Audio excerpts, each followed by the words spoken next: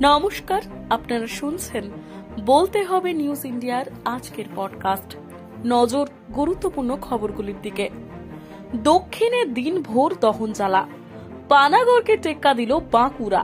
তীব্র তাপপ্রবাহে পুরল ব্যারাকপুর।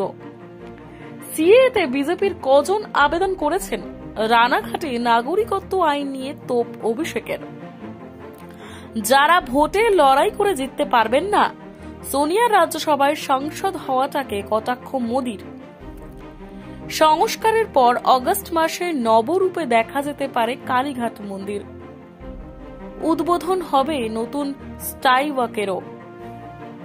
কংগ্রেসের ভোট বাম বক্সে আসবে, অধীরকে পাশে নিয়ে মন্তব্য বিমানের। দুজনেই এড়ালেন কেরল কাটা। আমি বিজেপিকে হারাতে আসিনি, মানুষের মন জয় করতে এসেছি, পান্ডুয়ায় প্রচারে এসে বললেন রচনা। বহরমপুরে হারলে রাজনীতি থেকেই ছুটি নিয়ে নেব, চ্যালেঞ্জ নিলেন অধীর রঞ্জন। মমতাকে তোপ নতুন শব্দে।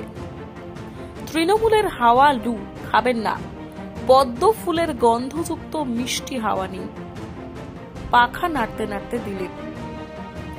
প্রবল গরমে জেলে অসুস্থ প্রাক্তন মন্ত্রী জ্যোতিপ্রিয় রাখা হলো চিকিৎসকদের পর্যবেক্ষণে। দিল্লির মুখ্যমন্ত্রীকে জেলে খুন করতে চাইছে।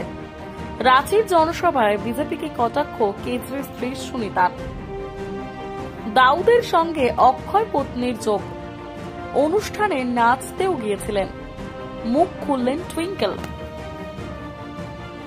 রবি কিষাণী পিতা, ডিএনএ পরীক্ষার দাবি করে মামলা করলেন অভিনেত্রী। ইডেনে কোহলিদের বিরুদ্ধে জয়।